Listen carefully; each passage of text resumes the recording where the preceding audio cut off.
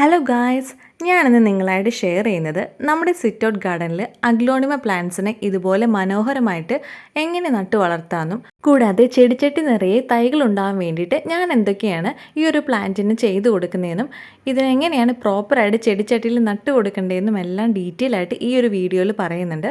അപ്പോൾ എല്ലാവരും video last വരെ സ്കിപ്പ് ചെയ്യാതെ കാണുമല്ലോ. അപ്പോൾ ആദ്യം തന്നെ നമുക്ക് ഈ അഗ്ലോണിമ ചെടിയെ ചെടിച്ചട്ടിയിൽ എങ്ങനെയാണ് പറിച്ചു മാറ്റി വെക്കേണ്ടതെന്ന് നോക്കാം. അഗ്ലോണിമയുടെ ഈ ഒരു വെറൈറ്റിനാണ് ഇന്ന് നിങ്ങളെ കാണിക്കാൻ വേണ്ടിയിട്ട് ചെടിച്ചട്ടിയിലേക്ക് ഞാൻ ഒന്നും കൂടി പറിച്ചു മാറ്റി നടുന്നത്. വേറെ ഒന്നല്ലേ, കുറച്ച് നാളായിട്ട് ഈ ഒരു അഗ്ലോണിമ വലിയ പ്രോഗ്രസ് ഇല്ലാതെ ചെടിച്ചട്ടി നിൽക്കുകയാണ്. അപ്പോൾ അതിനൊന്നും കൂടി പറിച്ചു മാറ്റലാന്ന് വിചാരിച്ചു. കാരണം ഇതിൽ നിന്ന് സൈഡിൽ നിന്നൊക്കെ പുതിയ തൈ വരുന്നുണ്ട്, പക്ഷെ കുറച്ച് സ്ലോ ആണ്. അപ്പോൾ പറിച്ചു മാറ്റുമ്പോൾ ഏറ്റവും കൂടുതൽ ശ്രദ്ധിക്കേണ്ട, കാരണം അതിൻ്റെ വേരൊക്കെ ഡാമേജ് ആവാതെ നോക്കണം. കാരണം വേറെ തൈ ഇതിൻ്റെ നമ്മുടെ കയ്യിലില്ല. അപ്പോൾ ഡാമേജ് ആയി കഴിഞ്ഞ് കഴിഞ്ഞാൽ ഈ ഒരു ചെടി അങ്ങനെയാണ് നമ്മുടെ കയ്യിൽ നിന്ന് പോവും. അപ്പോൾ ഞാൻ ചെടിച്ചട്ടിയിലേക്ക് കുറച്ച് വെള്ളം അങ്ങോട്ട് ഒഴിച്ച് ഇതിനെ നന്നായിട്ട് കുതിർത്തി, എന്നിട്ടും എടുക്കാൻ നോക്കിയിട്ട് പോരുന്നുണ്ടായില്ല. അപ്പോൾ ഇതുപോലെ ചെടി ഫുൾ വെള്ളം നിറച്ചിട്ട് അമ്മയെ കൊണ്ടാണ് ഞാനിത് സൈഡിൽ നിന്ന് ഇങ്ങനെ കൈകൊണ്ട് ഇങ്ങനെ പൊക്കി അതിൻ്റെ വേരിന് ഡാമേജ് വരാതെ നല്ല ഭംഗിക്ക് നമുക്ക് കിട്ടിയിട്ടുണ്ട്. അത് കണ്ടില്ലേ, ആ വെള്ളം ഇത്ര ഒഴിച്ചുകൊണ്ടാണ് നമുക്ക് ആ വേരിന് ഡാമേജ് ഇല്ലാതെ കിട്ടിയത്. അല്ലെങ്കിൽ വേരൊക്കെ പൊട്ടിക്കഴിഞ്ഞ് കഴിഞ്ഞാൽ ചിലപ്പോൾ പിടിക്കാൻ പാടായിരിക്കുള്ളൂ. അപ്പോൾ മണ്ണൊക്കെ കളഞ്ഞ് നമ്മൾ ഇതുപോലെ എടുത്തിട്ടുണ്ട്. അപ്പോൾ ഇതിന് നട്ട് കൊടുക്കാൻ വേണ്ടിയിട്ട് നമ്മുടെ ചെടിച്ചട്ടിയിലെ പഴയ മണ്ണ് മൊത്തത്തിൽ മാറ്റിയിട്ട് പുതിയ മണലൊക്കെ ഇട്ട് സെറ്റാക്കി വെച്ചിട്ടുണ്ട്. ഇതിലേക്ക് ഞാൻ നേരത്തെ തന്നെ ചാണകപ്പൊടിയും എല്ലുപൊടിയും കൂടി മിക്സ് ചെയ്ത് കുറച്ച് മാറ്റി വെച്ചിട്ടുണ്ടായി. അതിട്ട് മിക്സ് ചെയ്ത് കൊടുക്കുകയാണ്. എന്നിട്ട് ഇത് മണ്ണായിട്ട് നന്നായിട്ട് മിക്സ് ചെയ്ത് കൊടുക്കണം കേട്ടോ, അത് മറക്കരുത്. അപ്പോൾ ഇങ്ങനെ നമ്മൾ നന്നായിട്ട് വളമിട്ട് കൊടുത്താൽ മാത്രമേ അഗ്ലോണിമ പ്ലാന്റ് നന്നായിട്ട് വരയുമുള്ളൂ. പിന്നെ ഇമ്പോർട്ടൻ്റ് ആയിട്ട് നമ്മൾ ശ്രദ്ധിക്കേണ്ടത്, നമ്മൾ ഇതുപോലെ ചെടി നടാനായിട്ട് മണ്ണ് ചെടിച്ചട്ടിയിലേക്ക് എടുക്കുമ്പോൾ അതിൽ വലിയ വലിയ കല്ലുകളൊക്കെ ഉണ്ടെങ്കിൽ മാറ്റി കൊടുക്കാൻ വേണ്ടി ശ്രദ്ധിക്കണം. ഇപ്പം ഞാൻ കുറേ മാറ്റി കൊടുത്ത്, കാരണം അങ്ങനെ ഒത്തിരി കല്ലുകളായി കഴിഞ്ഞാൽ ആ ഒരു ചെടിച്ചട്ടിയിൽ ചെടിക്ക് വളർന്നു വരാൻ ഭയങ്കര ബുദ്ധിമുട്ടായിരിക്കുള്ളൂ. അപ്പോൾ ആ ഒരു കാര്യം മറക്കരുത്.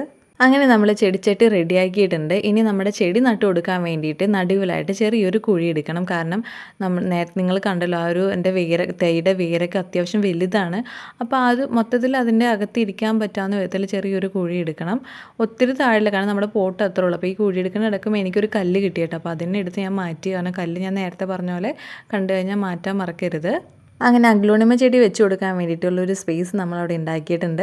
ഇനി നേരത്തെ കണ്ട തൈയിൽ നിന്ന് ഞാൻ രണ്ടാക്കിയിട്ടുണ്ട് ആ തൈനെ. ഒത്തിരി വലുതായിട്ടുള്ള തൈ നമുക്ക് വെക്കണ്ട. അപ്പോൾ ഇതിൽ നിന്ന് പുതുതായിട്ട് വന്ന ഒരു തൈനെ അടർത്തി മാറ്റിയിട്ടുണ്ട്, ഡാമേജ് ഒന്നും വരാതെ. അപ്പോൾ നമുക്ക് അതിൽ നിന്ന് വേറൊരു തൈ വേറെ ചെടിച്ചട്ടിയിലും വെക്കാവുന്നതാണ്. അപ്പോൾ ഈ ഒരു തൈനെ മാത്രമേ ഞാനിവിടെ കണ്ടോ, ഇത്രയും വലിയ കുഴി എടുത്തിട്ടും ആ വേരൊക്കെ ഉണ്ടോ. അപ്പോൾ അതൊക്കെ ഡാമേജ് ആവാതെ വേണം നമ്മൾ പതിയെ ഒടിഞ്ഞു പോവാതെ സൈഡിൽ നിന്ന് ഒന്ന് പതുക്കെ അമർത്തി കൊടുത്താൽ മതി. ഒത്തിരി അമർത്തി കഴിഞ്ഞാൽ വേര് ഒടിഞ്ഞു പോകാൻ ചാൻസ് ഉണ്ട്.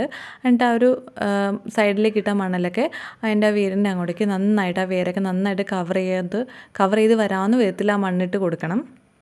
അങ്ങനെ നമ്മുടെ അഗ്ലോണിമ പ്ലാന്റിനെ നമ്മുടെ ചെടിച്ചട്ടിയിലേക്ക് പറിച്ചു മാറ്റി നമ്മൾ നട്ടിട്ടുണ്ട്. അതിൻ്റെ സൈഡിലായിട്ട് പുതുതായിട്ട് വരുന്ന ആ ഒരു തയ്യെ നമ്മൾ ഇതിൻ്റെ ഒപ്പം തന്നെ നട്ടു കൊടുത്തിട്ടുണ്ട്. അപ്പോൾ നല്ല തിക്കായിട്ട് വന്നോളും. ഇനിയിപ്പോൾ കുറച്ച് ദിവസം കഴിയുമ്പോൾ തന്നെ ഇതൊന്ന് റെഡി ആയിക്കോളും. അപ്പോൾ നട്ടാൽ നനയ്ക്കണം എന്നാണല്ലോ പറയുന്നത്. അതുകൊണ്ട് നമ്മൾ ചെറുതായിട്ട് നമ്മൾ നനച്ച് കൊടുക്കുന്നുണ്ട്. ഒത്തിരി വെള്ളം വേണ്ട ആവശ്യമില്ല, കാരണം ഈ ഒരു പോട്ടിൽ നമ്മുടെ അടിയിൽ ഹോൾസ് ഒന്നുമില്ല. അപ്പോൾ ഒത്തിരി വെള്ളം ഒഴിച്ച് കഴിഞ്ഞാൽ അവിടെ അടിയിൽ കെട്ടിക്കിടന്ന ഈ ചെടി ചീഞ്ഞു പോകാൻ ചാൻസ് കൂടുതലാണ്. ഇനി ഒരു അഗ്ലോണിമ പ്ലാന്റ് ചെടിച്ചട്ടിയിൽ ഞാൻ നട്ടു കൊടുത്തിട്ട് ഇതിന് നല്ല ഭംഗിയിൽ വളർന്നു വരാൻ വേണ്ടിയിട്ട് ഞാൻ എന്തൊക്കെയാണ് ചെയ്ത് കൊടുക്കണതെന്നാണ് പറയാൻ പോകുന്നത്. ഈ ഒരു ചെടീനെ ആദ്യം തന്നെ നമ്മൾ നോക്കിയാൽ തന്നെ നമുക്ക് മനസ്സിലാവും ഇതിൻ്റെ ലീവ്സിന് വരുന്ന ഒരു വെറൈറ്റി.